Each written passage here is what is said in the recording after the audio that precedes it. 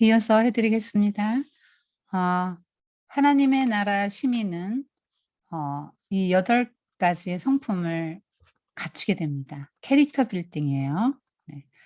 그래서 우리로 하여금 베드로후서 1장 4절에서 11절 보면 신의 성품에 참여하는 자가 되게 하시고 열매 있는 자가 되게 하시고 하나님 나라에 넉넉히 들어가실 것이라는 말씀이 나오는데요. 신의 성품에 참여하는 자가 되는 것입니다. 우리가. 그런데 이런 산상수훈의 요구가 이제 뒤에까지 들으면 더 힘들다, 나는 절대로 못한다는 생각이 드실 텐데요. 하나님의 성령께서 하게 하십니다. 여러분이 하는 게 아닙니다. 자기를 의지하던 사람들이 바리새인입니다. 하나님을 100% 의존하는 사람들이 하나님의 힘으로 하는 것이 하나님 나라 백성의 자세입니다. 그 과정에서 나는 아무것도 하지 않고 하나님이 다 조종하시는 거 아니에요. 자유의지를 주셨기 때문에 하나님 우리 건드리지 않으십니다. 우리 스스로 결단하고 행동할 수 있도록 자유의지를 우리에게 주셨어요. 그래서 자유의지를 가지고 우리가 노력해 나가는 것이 중요해요. 그러니까 교육이라는 것이 무엇입니까? 어느 한 우리가 도달해야 될 목표를 딱 제시하죠. 지향점을. 그리고 다양한 커리를 통해서 거기까지 갈 수 있도록 자꾸 개발시켜 나가는 것이 교육 아닙니까? 어떤 지향점이 있단 말이에요. 목표점이. 성취 기준이 있단 말이에요. 그러면 예수님이 말씀하신 이 산상수훈은 성도들의 어떤 성취 기준인데 이게 하루아침에 안 된다면 성령께서 도와주시지만 우리 자유의지를 사용해서 그 길을 자발적으로 기쁜 마음으로 가기를 원하시기 때문에 시간이 걸린단 말이에요. 시간에.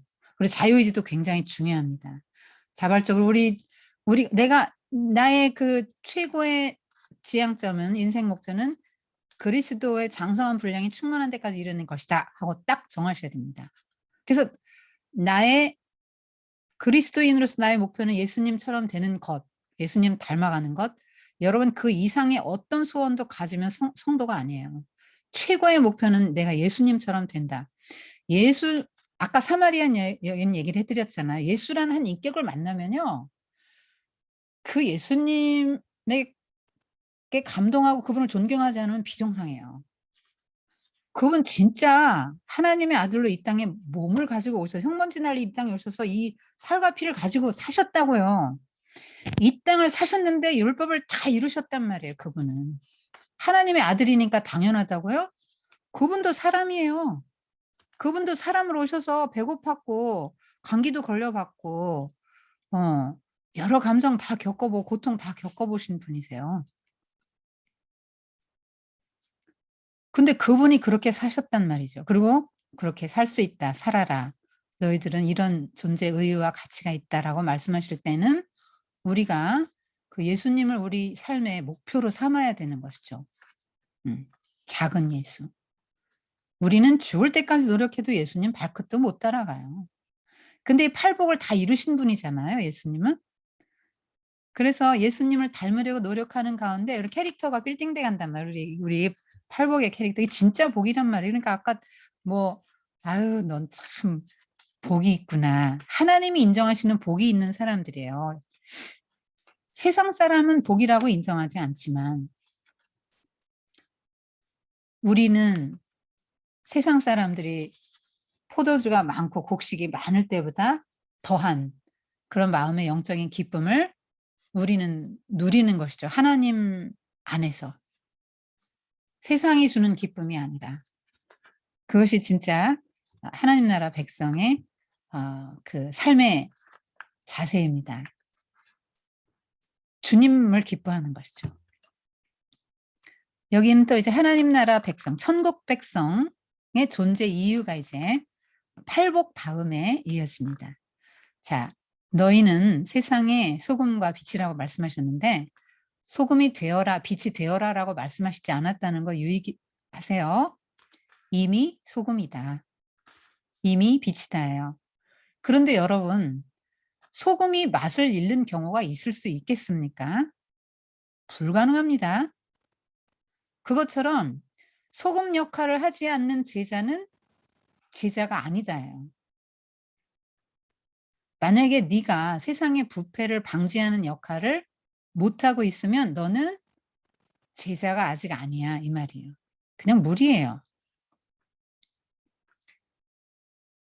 제가 애들한테는 보통 이제 그림으로 그리거든요. 자, 바구니에 사과가 10개가 있다. 그런데 지금 여기 한 개가 이게 지금 9개가 썩었어요. 그러면 요 한 개 금방 썩죠? 그런데 이게 세상의 원리잖아요. 9개가 썩었으면 나머지 한 개는 금방 썩어요. 그런데 세상 하나님 나라 원리는 요 한 개가 멀쩡하잖아요. 그러면 나머지 9개도 멀쩡해진단 말이에요. 그게 하나님 나라 백성의 존재의 의예요. 그러니까 이렇게 성도들을 박아놓지 않으면 이게 세상이란 말이에요. 세상인데 성도들을 박아놓지 않으면 너희가 세상에 빛이다 말할 때는 너희들 없으면 세상 깜깜하고 암흑 천지된다? 천지다? 그런 얘기고 너희들 소금이 됐기 때문에 너희가 없으면 세상 다 썩어 부패해. 너희가 하는 너희의 존재의 의는 세상을 유지 보존 존속 하나님 나라의 유지 보존 존속에 있다. 세상은 점점 부패해가고 썩어가고 점점 범죄도 심해져 가는 거 동의하시죠?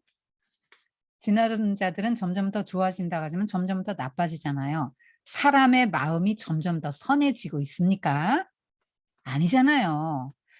범죄율이 점점 줄어들어 가고 있으면 아니잖아요. 점점 더 세지면서 흉포해지잖아요. 전쟁의 양상도 옛날에는 그냥 칼로 한두 명 죽였다고 치면 지금은 한 번 전투에 수백만 명도 죽일 수 있잖아요. 점점 더 이제 세상은 악해지고 나빠져가. 이거 엔트로피 법칙이라고 하잖아요. 연력학 제2법칙에서도 이런 게 있지 않습니까? 절대 이게 쓰레기가 더 많아지는 거죠. 다시 원래로 돌아가긴 어려워. 더 좋은 상태로 가긴 어렵단 말이에요. 진화론이 가짜예요, 그러니까. 더 좋은 상태로 간다고 지금 말하고 있는 거잖아요. 과학이 발달되면 더 좋아질 거야, 뭐라든가 뭐 이렇게 말하고 있지 않습니까? 그런데 너희들은 세상의 소금이고 빛이다. 여러분, 그 빛을 비추면이라는 그림책 제가 읽어드렸어요. 기독교 세계관으로 그림책 읽기에서 빛을 비추면 검색해서 꼭 읽어보세요. 그거 들어보세요. 빛이 없으면 이 세상이 어떻게 됩니까? 상상해 보셨어요? 빛이 따뜻하잖아요. 우주가 영하 280도라는데 지구 금방 얼어붙어요. 햇빛 없으면요. 그리고 식물이 납니까? 꽃이 핍니까? 빛이 없으면 색깔도 안 보입니다. 색깔이 사라져요. 여러분 식물이 없는데 뭐가 살 수 있습니까? 광합성을 못 하는데 햇빛이 없는데 식물이 어떻게 광합성 작용합니까? 그럼 식물 먹고 사는 모든 거 다 죽어요. 동물하면 사람까지 다 죽습니다. 빛 때문에 이 빛의 온도 차이나 이런 걸로 인해서 막 이런 여러 가지 기상현상이 생기는 거죠. 천둥, 번개, 뭐 비오, 눈 오고 이런 것들이 다 사라지는 거예요. 사계절도 없어지고 빛이 없으면 아무것도 없어요. 살 수가 없어요. 빛은 곧 생명이에요. 생명. 소금 없으면 어떻게 해, 여러분. 제가 무염식을 신장병으로 무염식 한다는 사람 얘기를 들어봤거든요. 구역질 나서 음식 먹기 정말 힘들대요. 이런 음식 한번 소금 없이 한번 하여튼 한 끼만 먹어봐요. 실험해보세요. 소금 없이 어떻게 사나. 그러니까 이 생명 유지에 필수적인 게 소금과 빛이에요. 빛이 있어야 사람은 살아요. 필수 불가결한 것입니다. 그런데 너희가 빛이고 소금이다 할 때는 세상 모든 이 사람들의 마음이 지금 어떤 상태고 세상이 어떤 상태인데 너희의 존재의란 세상에 하나님 나라를 유지, 보존, 존속하는 거예요. 성도가 있어서 나라를 위해서 기도하기 때문에 나라가 아직 안 망하는 거라고, 전쟁이 아직 안 나고 있는 거라고.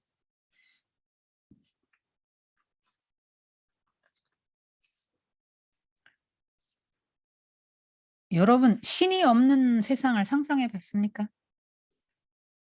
법이 없는 세상을 상상해 봤어요? 지금 하나님이 선악과 먹지 마.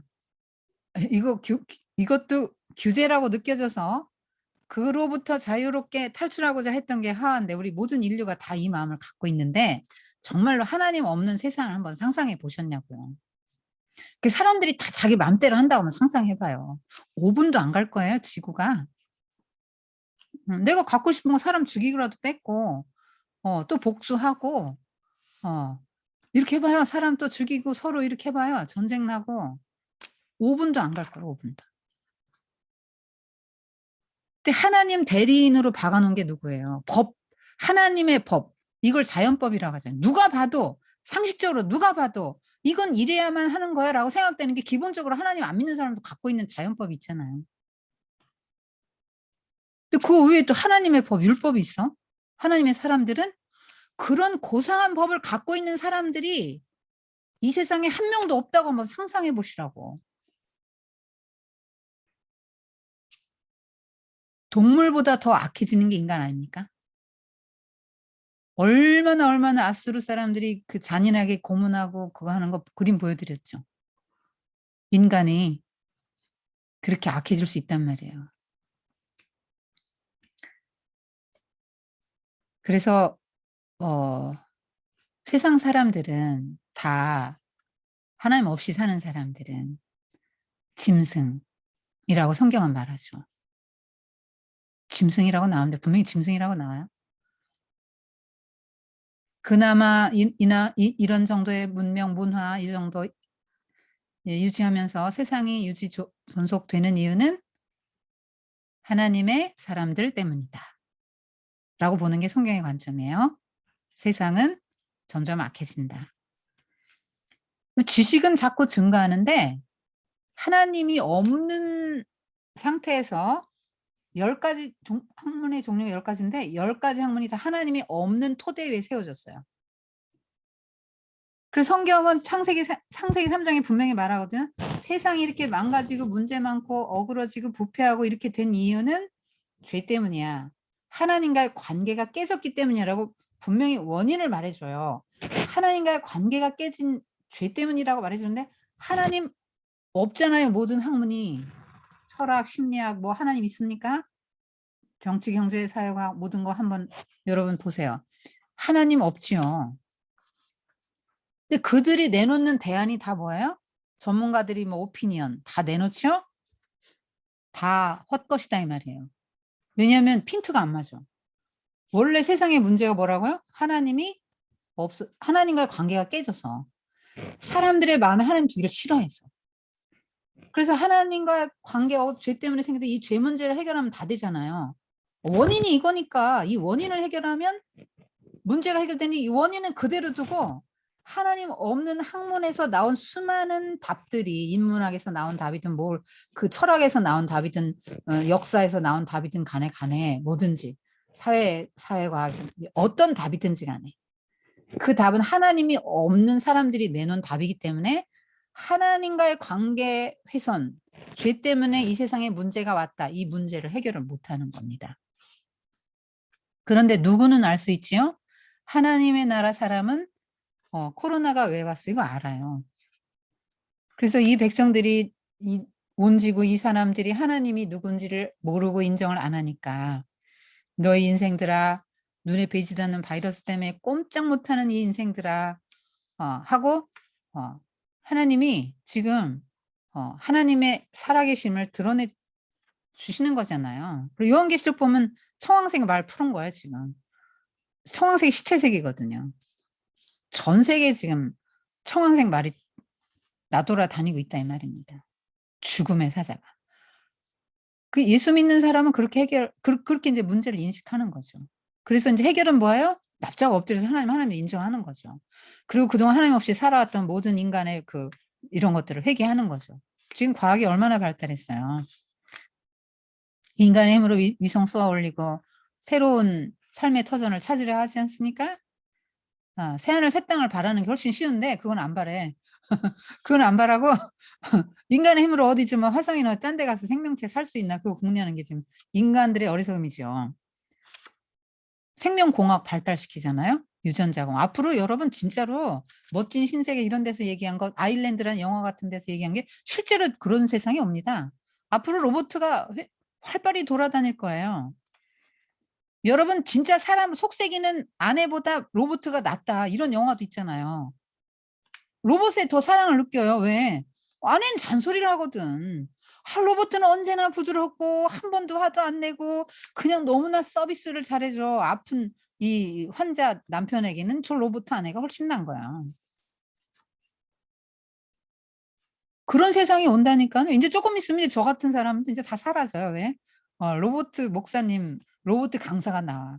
그래서 막 수많은 설교를 막 세계 모든 설교를 다 지식 정보에 갖고 있고 거기서 막 쫙 뽑아내니까 제일 좋은 말만 골라서 다 조합해 가지고 뽑아내 주니까 그보다 더 좋은 설교는 들을 수 없는 설교가 나옵니다 인제. 세상은 앞으로 그렇게 갈 거예요. 정말로 똑같은 사람이 많이 나오기도 할 거고 유전자 공학 때문에 나올 겁니다. 그렇게 나올 거예요. 그래서 막 또 다른 사회 계급이 형성될 겁니다. 유전자에서 좋은 유전자만 된 사람들이 이제 엘리트 되지 않겠어요? 그런 세상도 있고 그냥 우리 같은 사람이 사는 세상도 있을 거예요 앞으로. 또 어떻게 살아야 되느냐. 이 세상이 잘못 가고 있다라고 말할 수 있는 사람은 성도밖에 없는 거죠. 빛의 역할이에요. 빛 밝혀주잖아요. 이게 옳은 길이다. 이 길로 가야 된다. 골로 가면 넌 죽는다라고 말해주는 것이 또 빛이잖아요. 등이잖아요. 등불. 주의 말씀은 내 발의 등이요. 내 길에 비칩니다. 할 때 주님의 말씀을 우린 갖고 있잖아요. 어떤 게 옳다 그러다 우리는 분명히 압니다. 근데 세상 사람들은 몰라요. 모르니까 바로왕도 요셉이 설명을 해줘야 되는 거예요. 느부갓네살도 막 다니엘이 설명을 해줘야 되는 거예요. 해몽도 해주고 대안도 제시해줘야 되는 거라고. 세상의 최고의 강자도 어리석다 이 말이에요. 하나님의 나라에서는 모른다 이거예요. 하나님 나라의 진리를 모른다 이 말이에요. 그래서 소금과 빛. 근데 이 빛이 조도가 약한 사람이 있죠. 그러니까 예수님을 했잖아요. 아니 누가 등불 켜고 그냥 말로 엎어놓는 사람이 있냐? 근데 그런 사람이 있다 이 말에 지금 예수님 이 말 할 때는 너 왜 빛이 안 나? 너 내가 빛 되게 해줬는데 너 왜 빛 안 나? 너 지금 말 뒤집어 쓰고 있네. 또 어떤 사람은 야, 너 너무 희미해, 희미해. 누가 널 보고 빛이라고 하겠냐? 이런 사람도 있을 수 있겠고. 또 빛이 환한 사람도 있겠죠? 멀리 멀리 환하게 비치는 사람도 있겠죠. 영향력. 영향력, 선한 영향력. 그 다음에 개인의 빛도 그렇다면 교회 공동체의 빛은 어떻겠습니까? 건강한 교회가 비치는 빛. 얼마나 멀리까지 가겠어요. 그래, 이렇게 살아야지 하고 제시해 줄 수 있는 성도와 개인이 돼야 된다. 또 교회가 돼야 된다라고 예수님이 지금 말씀하시는 거예요. 이미 빛이고 이미 소금이에요. 맛을 잃은 소금이 없듯 등불을 켜서 말로 확 뒤집어 씌우는 사람이 없듯 그렇게 선한 영향력을 행사하지 못하는 제자라는 거는 어불성설이다. 하나님 나라 백성은 그렇게 선한 영향력을 미치지 않고 살 수 없다. 만약에 네가 그런 선한 영향력을 못 미치냐? 가정에서조차 못 미치냐? 너 하나님 백성 아니야. 빨리 하나님 나라 들어와. 회개하고. 이 말씀하시는 거예요. 이미 제자가 된 사람들, 가장 이너서클에게 지금 얘기하는 거예요. 무리들은 따라서 듣는 거고 그 사람들 중에서도 더 이제 이너서클로 올 수 있겠죠. 듣고 예수님을 영접하면 올 수 있는 거죠. 그 다음에 어려운 말이 좀 나오는데 나는 그러니까 예수님이 자꾸 안식일도 안 지키고 하니까 안식일을 지키는 게 바리새인들에게는 너무나 절박했는데 안 지키시니까 예수님이 율법을 폐하러 오셨나 하는 의혹을 받죠. 그러니까 예수님이 나는 율법을 폐하러 온 게 아니라 완전케 하러 왔다. 그럼 도대체 율법을 완전케 한다는 게 뭐냐? 구약 성경이 가르치고 요구했던 것을 온전히 순종함으로써 율법을 이루었다. 율법을 다 이루신 거예요, 예수님. 그래서 그 행하고 이루었기 때문에 그게 완전케 하신 것이다. 그러니까 율법은 이렇게 살아. 10계명을 줬잖아요. 그런데 아무도 그렇게 못 살아요. 그런데 예수님은 실제로 살과 피를 가지고 이 땅에 오셔서 실제로 우리 육신과 똑같은 육신을 가지고 율법을 다 지키셨다니까요. 그러니까 완전히 율법을 지킴으로써 완전히 요구를 이루어내셨다. 그러니까 구약 성경이 예언이 이루어졌다. 예수님의 오심으로. 그래서 율법과 선지자를 완전케 하셨다. 예언이 이루어졌으니까 율법과 선지자를 완전케 하셨다. 또 제사제도에 필요한 세 가지 제물, 제사장, 성전이 되신 예수님인데 구약의 이런 모든 요구를 이루시고 성취하셨기 때문에 율법을 완전케 하셨다. 또 왜곡되어 있는 성경, 지금 바리새인들이 심히 왜곡시켜 놨죠. 그것을 바르게 깨닫도록 하시고 사실 율법의 원래 정신이 이런 거야. 니들 껍데기로만 지금 문자적으로만 규칙 규정 다 지키고 꼼꼼히 지킨다고 생각하고 그거 나는 다 지켰는데요. 그렇지만 니들은 여전히 천국 바깥에 있다. 문자 그대로 지키는 게 아니라 하나님의 본 마음을 해석하고 율법의 정신 본질까지 지키는 거야. 그거가 진짜 지키는 거지.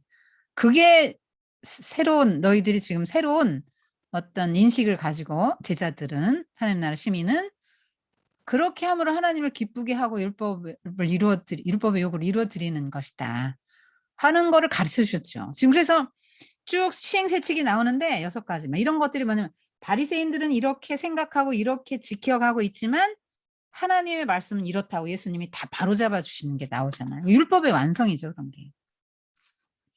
그래서 왜곡된 성경 깨우쳐 주시고 율법이 원하는 게 진짜는 이거야 해서 율법을 완성시켜 주시고 또 주님의 삶으로 율법 완성시키시고 십자가 지신 게 율법의 완성인데요. 왜 예수님이 죽으셔야만 했나. 죄 없어져라 말로 한마디 할 수도 있는데 꼭 왜 예수님이 사람이 되어서 세례요한에게 세례를 받고 인간과 동등하게 되셔 인간의 모든 죄를 지고 왜 그분이 죽어야만 했는가. 하나님은 공의의 하나님이기도 하잖아요. 무조건 다 용서 없잖아요. 그래서 무슨 죄를 져도 다 용서해줘. 아이 그래 됐어. 그럼 이 세상은 어떻게 돼 있어요? 아이 뭐 용서 또 해줄 건데 뭐 마음대로 살지 뭐. 그렇게 하고 세상이 무법천지 되지 않겠어요? 5분 안에 망한다니까. 그러니까 하나님의 여러분 세상에 경찰서 왜 있어요?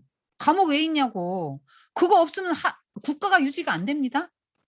그건 다 용서해줘요? 살인을 10명에도 용서해주고 100명에도 용서해주고 성폭행에도 용서해주고 우리 집 불지른 사람 우리 집 세간을 우리 집 재산을 다 훔쳐간 사람 다 그냥 용서해주라고? 그러면 나라 망하지. 국가라는 게 존속이 안 되죠. 법이 있단 말이에요. 법이. 하나님도 우리에게 무조건 죄 용서 없어요. 여러분 죄 다 쌓입니다. 가능하면 죄를 짓지 마세요. 죄가 다 쌓입니다. 절대 안 없어져요. 하나님이 그냥 덮어주고 없다. 없어. 나 안 본다. 이렇게 해서 없는 거지. 죄는 그냥 쌓이고 있는 거예요. 두렵습니다. 세월이 갈수록. 하나님 나라 가까이 갈수록 너무너무 두려운 거예요. 야, 이 죄 어떡하냐 이게 지금. 예, 그래서 예수님이 그렇게 하셔서 하나님의 공의를 만족시킴으로써 율법을 완성시키셨다는 거죠.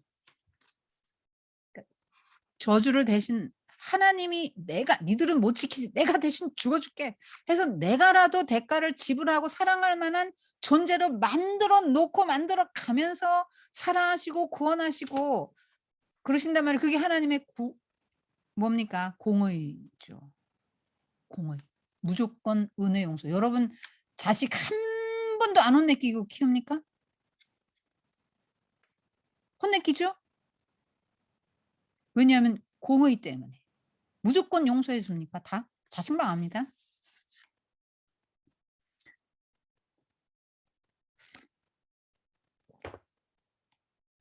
그래서 그거 율법을 이루셨다라는 좀 어려운 말이고 또 어려운 말이 하나 나옵니다. 근데 우리 율법 나 못 지켜요. 어우 너무 부담스러워요. 어우 산상설교 너무 끔찍해요. 난 죽었다 깨도 그렇게 못 지켜요.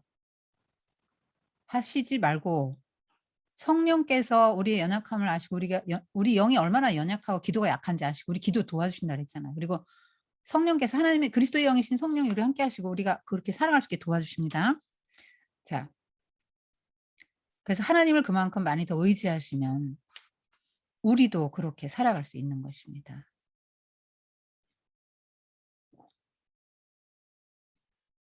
서기관과 바리새인보다 더 나은 의의를 갖지 않으면 결단코 하나님 나라에 들어가지 못한다. 이게 무슨 말이에요? 하나님 나라 들어가기 그렇게 어려워요? 서기관과 바리새인이 어떻게 말씀을 지켰는데 613 가지를 그냥 다 지켰는데 어떻게 그보다 더 나은 의의를 가져요? 죽었다 해도 못해요, 못해요. 못해요. 진짜 못합니다. 근데 왜 예수님이 이런 얘기를 했어요? 못할 건데. 우리한테 막 부담 팍팍 주시네.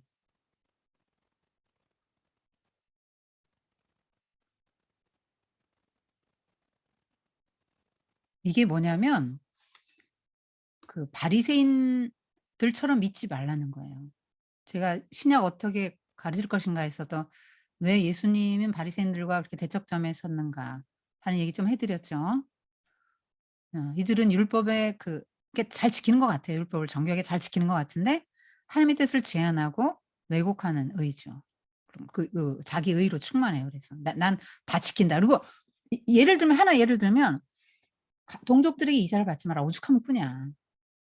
이자는 받지 마라. 그랬는데 '아 그래. 이자를 받지 말랬지? 아 그럼 돈은 아니고 현물을 꺼 주면 되지.' 그리고 돈을 안 꺼 줘요. 현물을 꺼 줍니다. 그리고 이자 받아요. 율법이 없잖아요. 얼마든지 이렇게 우회해 간다니까요. 정신이 율법의 정신은 온데간데 없어요. 그러니까 막 38년 된 병자가 일어났든 뭐 18년 동안 허리가 구부러졌던 여자가 척추 교착증이 나았든 하나도 막 날 때부터 막 소경된 자가 눈을 떴든 아무 거기 감정이 없어요. 감각이 없어요. 그리고 "왜 안식일법을 어겼느냐?" 요것만 따지는 거예요. 지금 38년 된 병자가 1 년만 알아도 막 피골이 상접한데 38년 된 병자가 일어났는데 지금 "안식일을 지켜야지. 어? 요 하루 더 여기 드러 누워 있다가 내일 가 내일. 안식일 날은 그거 들고 가면 이사야 이사." 이게 말이나 되는 얘기입니까? 율법을 어떻게 지키는 거야. 하나님 정신은 온데간데 없고 생명을 살리는 게 율법의 정신 아니에요. 그러니까 바리새인들이 너무 마음이 아니라 행동 바깥 막 문자적으로 막 마음을 다 거기다 뺏기는 거. 율법의 정신과 영은 다 빼뜨리고. "살인하지 말라." "살인 안 하면 나 살인 안 했어요." 예수님 미워하지 마. 미워하다고 그 살인이 되는 거 아니야? 똑같은 거야. 그거 금지 조항으로 "뭐 요거 하지 마." "아 살인 안 했어요. 나 간음 안 했어요. 그 사람 나 잠 안 잤다고요." 그러면 율법 지켰다. 난 잘 지켰지. 아이 근데 생각만 해도 똑같은 거야. 이렇게 하니까 더 서기관과 바리새인의 의보다 그들은 자기 의잖아. 자기들이 지키고 만든 의죠. 요거보다 더 높은 의라는 건 뭐예요? 율법의 본질을 알고 그거를 지키도록 힘쓰는데 온 하버 아버지 온전하시기까지 너희도 온전하라 할 때 그 온전 다 지켜라가 아니에요. 우리 다 못 지켜요. 죽을 때까지 못 지키는 거 하나님 아세요. 예수님 다 아십니다. 흠없이 살라는 말이 아니고 우리의 초점을 그렇게 두고 우리 의지를 들여 그쪽으로 우리를 몰아가라. 우리 드라이브 해 나가라는 거야 그쪽으로. 일생 동안 그 길을 가다 보면 우리가 언젠간 그렇게 돼요. 그래서 사실은 중요한 게 아까 말씀드린 마음, 동기, 태도 사실 이게 중요하지. 그러니까 하나님은 그거 본다는 거예요, 과정 보고. 그러니까 결과적으로 우리 다 넘어지고 십계명 다 어길 수 있어요. 그렇지만 내가 이걸 추구한 게 아니고 정말 예수님을 추구하는 과정에서 때론 넘어졌으면 그거는 큰 문제 삼지 않죠. "다시 일어나라." 또 덮어 주시고 성령 의지하고 또 한 걸음 나가다 보면 또 넘어지고 또 넘어져도 열 번째는 일어나서 다시는 안 넘어질 수 있는 거예요, 그 문제에 관해서. "살인하지 말라." 자 그냥 뭐 사람만 안 죽이면 "난 살인 안 했음. 율법 잘 지켰음." 아니죠. 사람을 죽이는 건 왜 죽이지 말라고 했을까를 하나님의 마음을 생각하라고 율법을 준 마음을 하나님의 형상으로 지었잖아요. 그러니까 사람을 죽이는 건 뭐예요? 하나님 죽이는 거잖아요. 그러고 나아가서 미워해서 인격살인을 할 수 있죠. 욕을 했어요. 여러분 요새 악플 달아서 연예인들 악플 때문에 자살하는 사람도 있잖아요. 그게 뭐예요? 살인이에요. 내 손에 피 안 묻혀서 나 살인 안 해요? 누가든 악플 때문에 어떤 연예인이 상처받고 자살했다. 그 사람 살인자예요. 인격살인. 지금 예수님은 그렇게까지 나아가시는 거예요. 서기관과 바리새인의 의보다 더 나은 의는 이 의예요. 이런 정도까지 생각하면서 사는 사람이니까 하나님 나라 백성의 삶의 윤리가 얼마나 윤리 기준이 높은지 알겠죠. 그러면 인간의 힘으로 이거 하려면 힘들어서 죽었다 깨도 못 해요. 하나님의 성령이 우리가 이렇게 살 수 있도록 도와줘 우리를 위해서 대신 기도해 준다면. 그죠? 성경에 로마서에 8장 28절인가? 그 뒤에 나오잖아요. 성령께서 말할 수 없는 탄식을 우리를 위해 대신 간구하시는데 우리가 약하기 때문에 기도해 주시고 우리가 그 길을 갈 수 있도록 해 주신다 이 말이에요.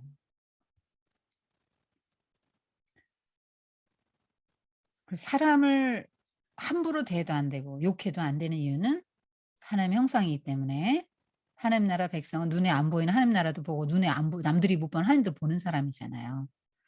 그러기 때문에 그 속에 있는 하나님의 형상 보고 아무리 장애인이든 아무리 뭐 뇌성마비하든 그냥 하나님의 형상이 그 속에 있어요.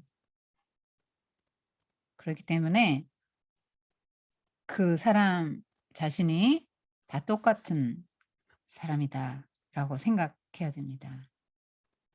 말 조심해야 됩니다. 성령 받고 맨 처음 변한 게 말이죠. 제자들이 방언했잖아요. 하나님의 나라의 말을 하기 시작했단 말이에요. 그럼 여러분의 혀가 바뀌어야죠. 예수 믿으면. 결심해야 됩니다. 그냥 하나님 나는 아무런 노력도 안 하고 있는데 이렇게 되는 거 아니에요. 자기 의지 중요하다고 그랬죠. 작동한다고 그랬잖아요. 결심해야죠. '난 이거 대물림하지 않겠다. 나 아버지에게 받은 상처 내 아들에게 물려주지 않을 거.' 이 불행한 삶을 결심해야 됩니다. '나 절대로 욕하지 않겠다.' 결심해야 됩니다. 욕이 나오려고 할 때 입에 물 잔뜩 먹고 머금고 삼키지 마세요 1 분만. 1분 지나가면 욕할 마음 없으십니다. 그런 나쁜 말 입에 담지 마세요. 사람을 죽이는 거 하나님 죽이는 거예요. 간음하지 말라. 요거는 인제 눈으로 들어오잖아요 이성이. 특별히 인제 그 남성들은 시각에 약하다고 그럽니다. 그래서 사랑하지 않는데 시각적으로 여자가 들어오면은 사랑의 감정이 전혀 없이 예 잠을 잘 수 있다 그래요 남자들은. 그런데 이렇게 말하잖아요 예수님이 이렇게 말씀하세요. 어 "눈, 손 잘라 버려라." 진짜 눈, 손 자르라는 말 아닌 거 아시죠? 어. 그게 뭐예요? 이건 부분적인 거잖아요. 잘라낼 수 있는 거잖아요. 근데 이렇게 이런 대가를 지불하면서까지라도 죄를 안 지을 각오를 하라는 말이에요. 왜냐하면 지옥에 가서 당할 고통보다는 요 손 자르고 눈 하나 빼는 게 더 나으니까. 그러니까 이 땅에서 내가 죄의 길을 가지 않고 하나님의 나라 백성의 시민으로 살려는 노력을 해야 된다는 말이죠. 그래서 요즘에 애들 스마트폰 진짜 위험합니다. 무차별 영상 다 보기 때문에. 그래서 여러분에게 인제 어 하여튼 음란 권하는 사회인데 어 인간을 정말 인간의 가치를 정말 땅바닥에 떨어뜨리는 거잖아요. 그 야동 같은 거 보면 이제 짐승과도 뭐 이렇게 수간 나오죠. 그런 것도 있고. 어 어린아이와 또 그 뭐 그렇게 하고 그 소와 어린아이와 네. 어 다 비정상적인 거 아니에요. 이게 인간의 가치를 굉장히 떨어뜨리는 거거든요. 그 부부는 하나님과의 그 연합을 하나님과의 연합의 기쁨을 알려주는 거예요 부부는. 하나님 그런 장치를 두신 거예요. 기쁨이라는 걸 주셨잖아요. 여러분 삶에 하나님이 요소요소 뭐 먹을 때나 뭐 사람 좋아하는 사람 만날 때 뭐 잠을 잘 때 이런 때 여러분 다 그런 때 하나님 기쁨의 요소를 다 심어 두셨죠? 하나님과의 교제를 다 표상하는 거예요. 그런 것들이. 하나님과 연합을 말해 주는 거라고. 그런데 그 그런 대상은 하나님이 아니잖아요. 그러기 때문에 위험한 거죠. 굉장히 나쁜 거죠. 우리 영혼에 치명적인 것이죠. 아이들이 그런 걸 무차별하게 본단 말이에요.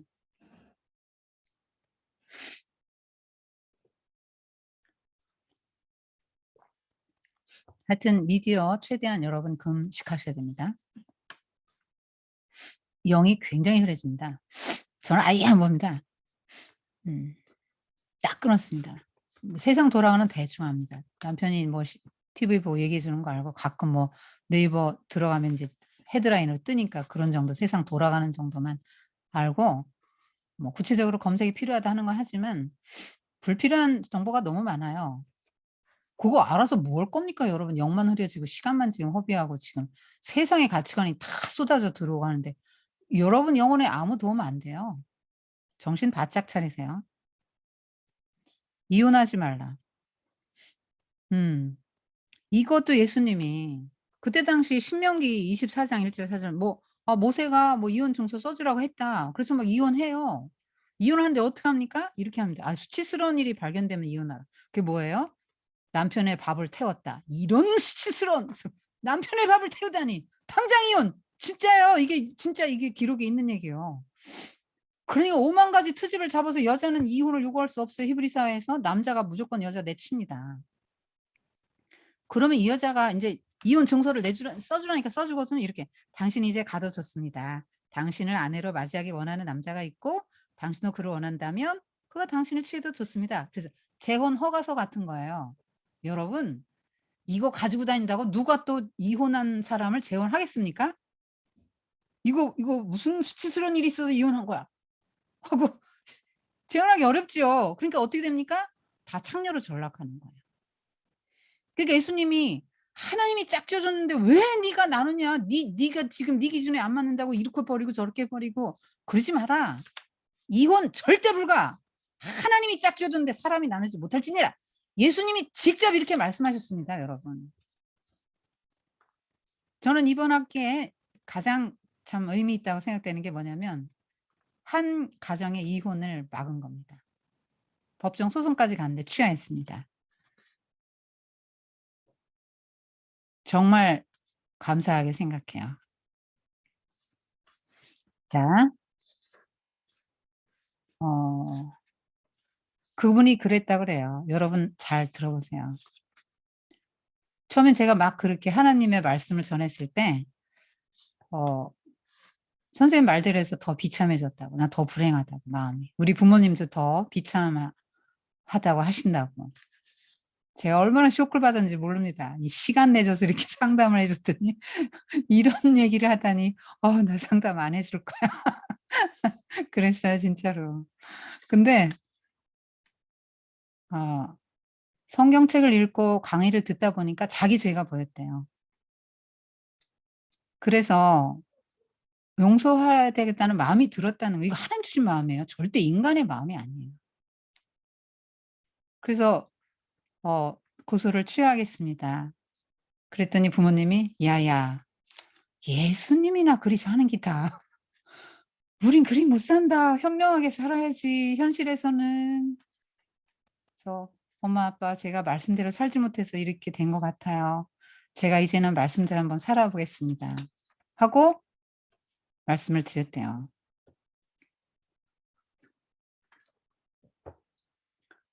예수님이 하지 말라고 했으니까 할 수밖에 없는 상황인데도 "안 합니다. 예수님 말씀에 순종하겠습니다." 했을 때는 주님이 봉합하실 거예요.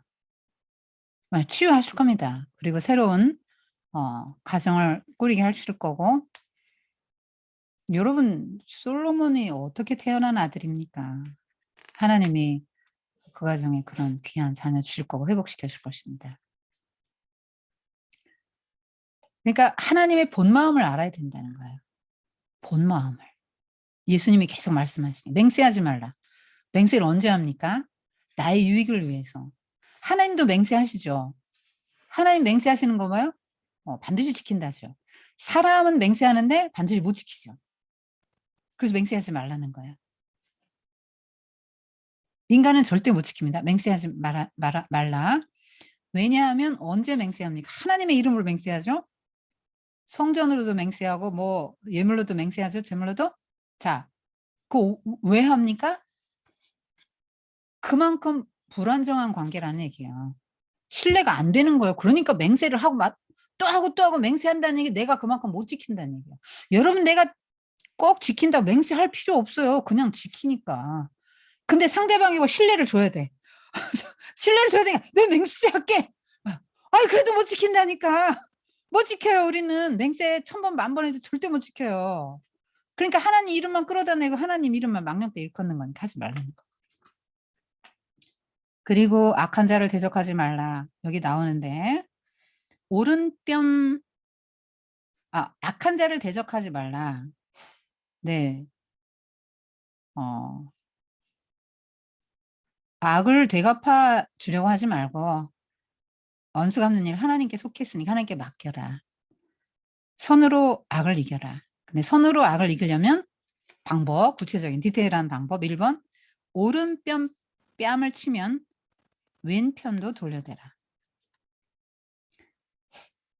누군가 나에게 인격적인 모욕을 줬단 말이에요. 신체적인 어떤 가해를 했단 말이에요. 그때 발끈 하지 말고 더 맞아도 될 사람처럼. 아까 말씀드렸잖아요. 온유에서. 누가 뭐라고 하면 나는 그보다 더한 말 들어도 싼 사람이에요. 그냥 이렇게 생각하란 말이죠. 속옷 뺏으려고 하면 겉옷도 내어줘라. 겉옷은 없으면 안 돼요. 입을 겸하는 거라서. 근데 속옷 가치가 겉옷에 비해서는 현저히 작은 거죠. 속옷을 갖기 위해서 누군가 송사를 했으면 아니, 겉옷까지도 가지세요. 뭐 이렇게 이런 마음을 그러니까 권리 포기를 말하는 거예요. 우리는 지금 막 얼마나 권리를 주장하는지, 학생 인권 뭐 권리를 막 주장해가지고 뭐든지 막 여성은 여성의 권리 주장하고 자식은 자식의 권리 주장하고 학생은 학생 권리 주장하고 노인은 노인 권리 주장하고 이런 세상이 됐잖아요. 권리를 침해당하는 걸 못 견딥니다. 그리고 어떻게든지 막 권리를 찾으려고 그래. 여성 인권 뭐 이렇게 해가지고 과도하게 막 투쟁하는 방식으로 막 이렇게 인권을 쟁취하려고 하잖아요. 그런데 예수님은 세상과 전혀 다르죠. 아이, 그냥 뭐 다 가져가라 그래. 줘. 달라 그러면 다 줘. 이렇게 말씀하시는 거거든요. 오리를 가게 하면 심리. 뭐 심리까지 가질 용의가 있습니다. 그냥 이렇게 살아라. 그러면 오리 가는 거 어렵지 않다. 구하는 자에게 줘라. 그 사람 뭔가 구하는 거예요. 그러면 주면 됩니다. 내 거 하지 말고 달라고 그러면 줘. 네가 줄 수 있는 만큼 주라. 원수를 사랑하고 위하여 기도하라. 이게 핵심이죠. 여러분, 원수 사랑은 사람의 감정으로 할 수 없어요. 하나님이 주신 마음으로만 할 수 있습니다. 그런데 이제 왜 하나님이 우리 주변에 원수를 주셨죠? 가장 가까운 가족, 직장에. 그 사람을 사랑할 때 비로소 하나님 나라 시민이라는 정체가 드러나면서 하나님께 큰 영광이 돼요. 그리고 원수 사랑이 기독교의 최고의 인품의 경지입니다. 신앙인격의 경지예요. 그런데 원수 사랑이 안 돼요? 100데나리온 빚진 사람이 용서가 안 되는 거 왜 안 되죠? 나 1만 달란트 빚진 거 탕감받은 사람이랑 까먹어서 그렇죠.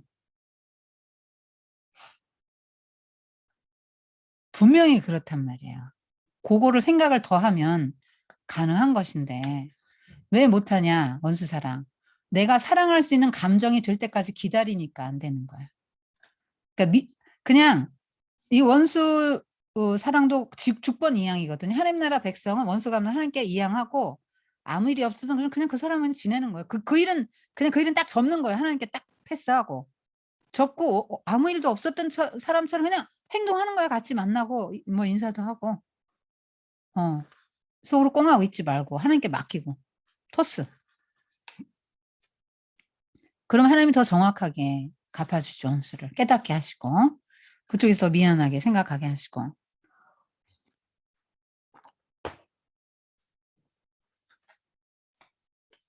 그래서 원수 맺음, 저 사람을 원수시하는 마음, 내가 상처받았다. 저 사람이 나를 모욕했어. 저 사람 나의 원수야. 나를 힘들게 했어. 나를 불편하게 했어. 이거 다 면밀히 그 내면을 분석해 보면 죄와 관련이 있다 그래요. 어떤 목사님 설교를 그렇게 하시더라고요. 그래서 여러분이 내면이 막 그런 복수심으로 불탈 때 이건 제 말이 아니고 굉장히 유명한 목사님 설교예요. 그 내면을 한번 잘 뒤다보세요. 난 이게 왜 힘들지? 나 이게 왜 화가 나지? 여러분 안에 이제 자아가 꿈틀거리고 있어서 그것 때문에 그게 죄하고 관련이 있는 거죠. 자기를 하나님 나라 백성은 자기를 부인하고 했는데 자기 부인이 안 되니까 죄죠. 그러니까 하나님께 다 의탁하는 거예요. 뭐든지 주권 이하입니다.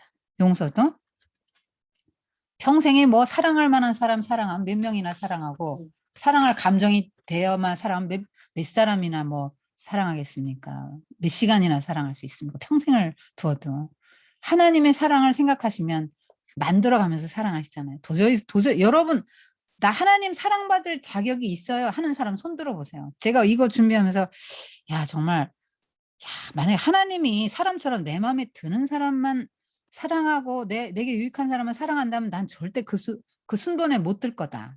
저 그 생각했거든요. 여러분 진짜 들어갈 자신이 있으세요? 그런 자신이 있으세요? 그 하나님에게 배워야죠. 그래서 모든 우리의 사랑은 자기 사랑의 연장선에서 나를 사랑해 주는 사람만 사랑하고 나를 사랑해 주는 사람 만나고 싶고 더 사랑해 주고 싶고 주거니 받거니 요걸 사랑한다고 착각하는데 절대 아니고 자기 사랑의 연장이고요. 그거는 원수 사랑은 아니잖아요. 그런 건 이방인도 한다. 예수님이 말씀하시고. 그리고 남보다 더하는 게 뭐냐. 하늘에서 받을 상급이 뭔데. 그렇게 예수님이 말씀하시는 거잖아요. 그다음 기도 구제 금식에서 여러분 항상 바리새인과 대조해서 보시면 됩니다. 하나님의 나라 백성, 제자는 어떻게 하냐. 바리새인은 기도 연기자, 쇼맨십. 근데 성도는 골방, 아무도 안 보는 데서 하나님께만 기도한다는 거예요. 바리새인들은 사람에게 기도하고 저렇게 기도를 많이 하시다니 너무 은혜스러운 분이시구나. 이제 찬사 받기 위해서 사람들 보는 데서 막 손들고 막 기도하는 거예요. 옷 다 입고. 오래 기도하죠. 이렇게 사람들에게 경건하다는 소리 들으려고. 그 기도 누구한테 하는 겁니까? 하나님한테 하는 거 아니잖아요. 사람한테 하는 거. 사람 보이려고? 그럼 끝. 집으로 알려. 네 기도 들어줄 신도 없고 너는 이 세상에서 다 인정받았으니까 집으로 알려. 그런데 이제 바리새인은 자기가 가시적이지만 이 성도는 하나님의 사람은 골방이 뭡니까? 진짜 골방이 아니고 사람들이 안 보는데 예수님 주로 어디 가서 기도했어요? 한적한데. 막 시장에서 사람들 막 보는 데서 막 기도했습니까? 그런 거 한 군데도 안 나와요. 예수님은 한적한데 산에 가서 기도하시고 혼자 계실 때 기도하시고 밤에 기도하시고 새벽에 기도하시고 혼자 기도하셨습니다. 은밀하게 하나님과 깊은 관계를 가졌죠. 그러니까 종교 자랑꾼이에요. 사람들에게 인정받고 감동 주려는 게 목표니까 하나님과 그만큼 멀리 떨어져 있고 하나님 나라에서 멀다고 보시면 됩니다. 사람만 알아주면 만족하는 거니까 그 사람들은 종교인이지 참된 신앙이 아니라고요. 그다음에 이방인처럼 길게 기도하는 것도 비판하셨어요. 왜 길게 기도하죠? 안 들어줄 것 같으니까 불안하니까 자꾸 기도하죠. 신이요 300개 이상 다 불러. 어느 신이 내 기도를 응답해 줄지 모르니까 신 이름 다 부르니까 길어. 그리고 한 소리 또 하고 또 하고 또 이게 뭐 주문식으로. 지성이면 감천. 내가 이렇게 정성을 바치는데 신이 나한테 응답 안 하고 배겨? 이게 이제 샤머니즘이에요. 그래서 주문해요. 이게 주술적인 힘이 있는 걸로 알고 계속 주문해요잖아요. 뭐 이렇게 이거 묵주 돌리는 것도 마찬가지죠. 그렇게 하지 마라. 왜냐면 그게 나 공로가 되잖아요. 내가 이렇게 기도했는데 내가 이렇게 기도했는데, 이렇게 많이 기도했는데, 내가 이렇게 기도했는데. 여러분, 내가 하나님을 움직일 수 없어요. 내가 첫날을 금식하며 기도해도 그 기도 응답하고 안 하고는 하나님한테 달렸지 나한테 달려있지 않아요. 모든 중심이 나에게 있는 게 인본주의입니다. 구제. 왜 나팔 불어요. 하나님한테 하면 되는 거예요. 그래야 하나님 나라에 쌓이는 거예요. 금식. 이 금식도 지금 바리새인들은 막 굉장히 많이 늘렸다고 그랬죠. 원래 1년 1차 속죄일만 하면 되는데 그 바벨론 포로기에 금식일을 한 달에 한 번 추가했단 말이에요. 그러다가 일주일에 한 번으로 바리새인들은 자기가 정하고 그것도 모자라서 월목 이틀 합니다. 낮에 안 먹는 거예요. 밤에 이제 해지면 먹지만. 그리고 낮에는 이제 막 뭐 바르고 막 이렇게 막 그러니까 뭐 이렇게 뭐라 그럴까 재 같은 거 바르고 추레하게 하는 거죠. 나 금식합니다. 이게 뭐예요? 경건을 과시하는 거죠. 과시. 모든 초점이 인간에게 가 있어. 다른 사람에게 가 있어요. 우리 하나님 백성은 초점이 하나님에게 가 있다. 오직 하나님, 오직 하나님. 그래서 그 세 가지에서도 역시 달라요. 바리새인들과. 그리고 주기도문도 이제 가르쳐 주셨죠. 요거는 이제 조금 시간이 가서 패스할게요. 나중에 기회가 되면 네, 어쨌든 여기서 하나님의 나라가 이 땅에 임하기를 기도하라 그랬어요. 하나님의 나라가 이 땅에 임하시기를. 하나님 나라 일용할 양식 뭐든 필요한 거예요. 여러분 일용할 양식을 구하지 않으시죠? 왜? 안 구해도 먹으니까. 그죠? 네, 여러분 지금 제자들한테 말하는 거잖아요. 제자들이 지금 떠돌이 인생들 아닙니까? 예수님하고. 농사 져요? 뭐 먹어요? 내일 일 걱정되죠? 그렇게 가르치신 거예요. 하나님이 오늘 하루 먹이시는 게 당연합니까? 남편이 월급 받아와서 이렇게 뭐 먹고 사니까 하루 양식 뭐 아닙니까? 여러분 하루 양식 구하셔야 됩니다. 당연한 게 아니라고 말하는 거예요. 하나님의 은혜인 줄 알라고 말하는 거예요, 지금. 니들 먹고 사는 거 하나님 은혜다. 여기 지금 교재 있죠? 뭐뭐뭐뭐 다 해당되는 거.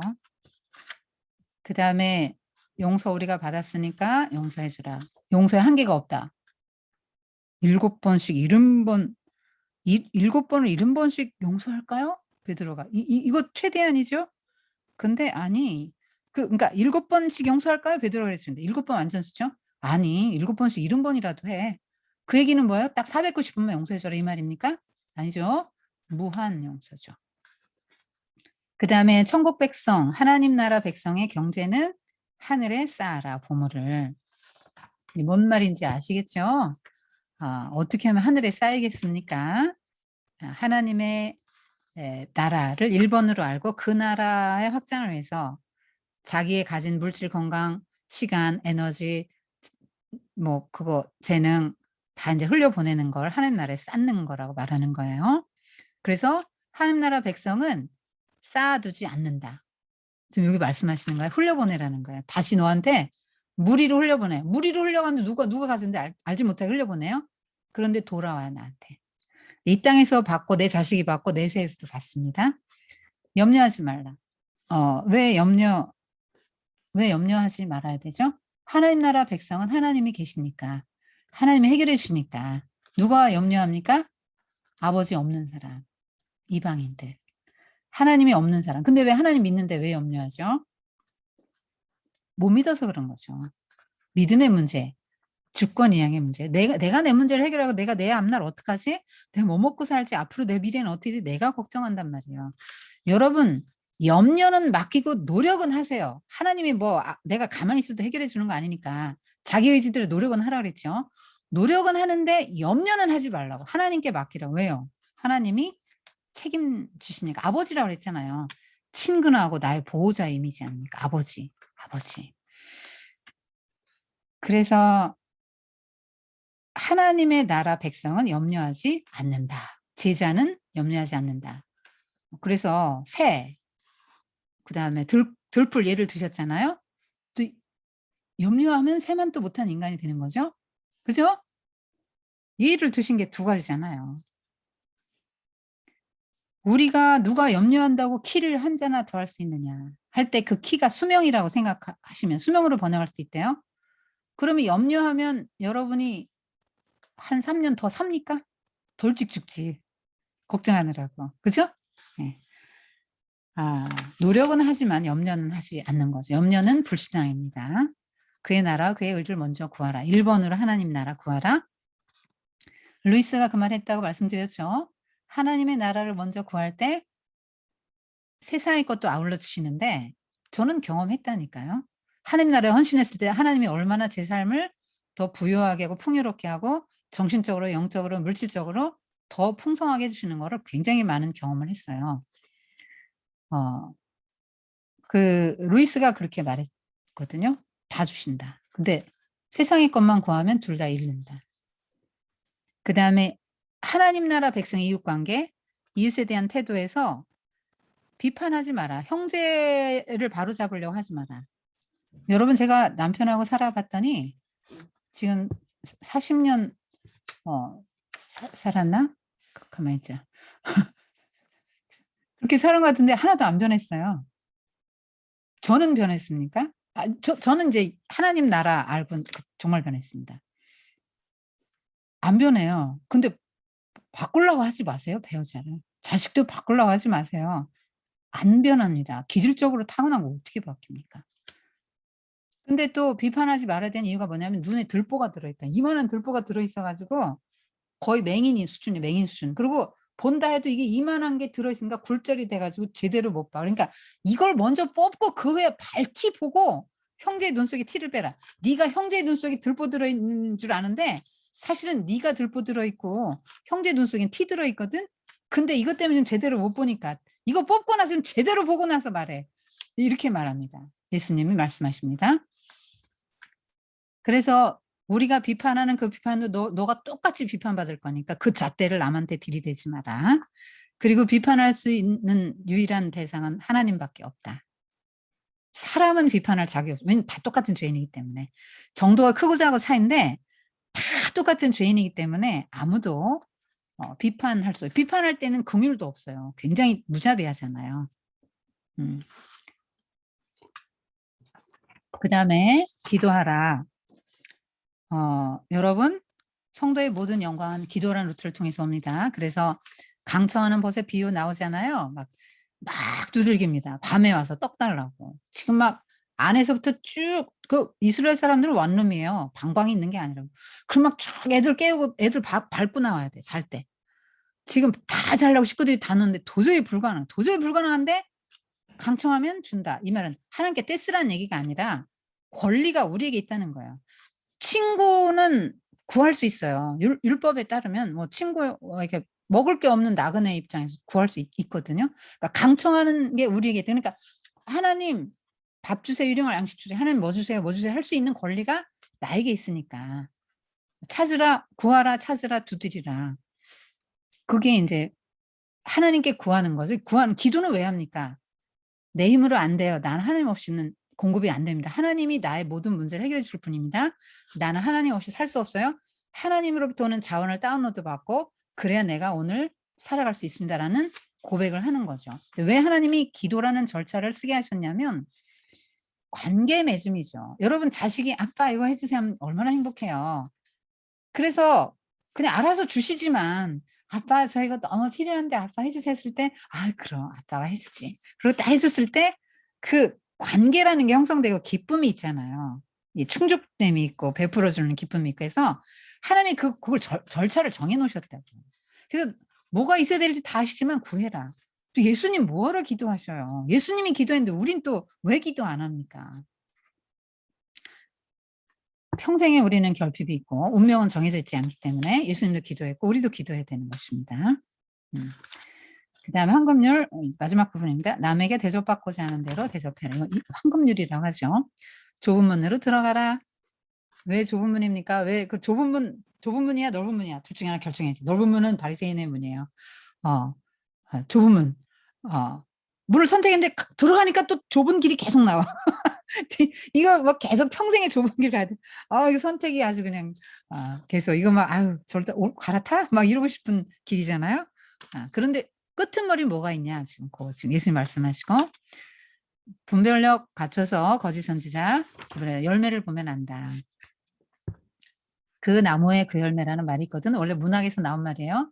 작가가 그러면 그런 작품 쓸 수밖에 없다 이 말인데 그의 인간됨의 본질이 나무라고 본다면 그 인격, 신앙, 인간됨의 본질이 나무라고 본다면 나무의 이파리와 열매는 그의 그 사람이 어떤 존재인지를 드러내 주는데 열매를 보면 그가 가짜인지 진짜인지 안다. 그렇게 해서 결론으로 마지막에 예수님이 무슨 얘기하고 끝내냐면 건축가 모래 위에 집을 짓고 반석 위에 집을 지었는데 여러분 어떤 바보가 모래 위에 집을 짓습니까? 그냥 집을 짓는 게 이 집 짓는 게 뭐냐면 우리 일생이에요. 우리 일생. 여러분 가짜가 붙잖아요. 전미사로. 음악가, 건축가, 작곡가, 문학가 뭐 가 붙죠. 일생에 우리는 집 짓는 사람입니다. 그런데 집을 잘 짓는다고 졌는데 나중에 보니까 이 집이 견고하지 않더라. 언제 아냐? 홍수가 나보니까 싹 쓸려가요. 이스라엘은 건기욱이 따로 있잖아요. 그래서 비가 올 때 너무 억수같이 쏟아지니까 땅은 메말랐는데 비가 오니까 와디가 형성됩니다. 그래서 막 다 쓸어가요. 갑자기 없던데 강이 막 생기는 거예요. 이만한 강이 생겨서 막 다 쓸어갑니다. 집도 다 쓸려가는 거죠. 그게 뭡니까? 고린도전서 3장 12절에 보면 우리가 그날에 불타 없어지지 않을 공력 하나님 앞에 시험 받는데 우리가 하나님 앞에 딱 섰거든요. 아 주의 이름은 이것 됐고 저것 됐고 이것 했어요. 그래? 하나님이 불에 싹 지나가게 하시는데 나무, 풀, 집 다 타요. 금, 은, 보석은 안 탑니다. 그래서 그날의 공력의 실체가 드러나죠. 여러분이 참된 제자냐 참된 하나님의 시민이냐 하나님 나라의 백성이냐 아니냐는 뭘로 드러난다고요? 홍수라는 고난이 왔을 때. 그래도 이 사람이 잘 안 떨어져 나가고 있는 거야? 오히려 하나님께 더 영광을 돌리고 있는 거야? 고난 중에?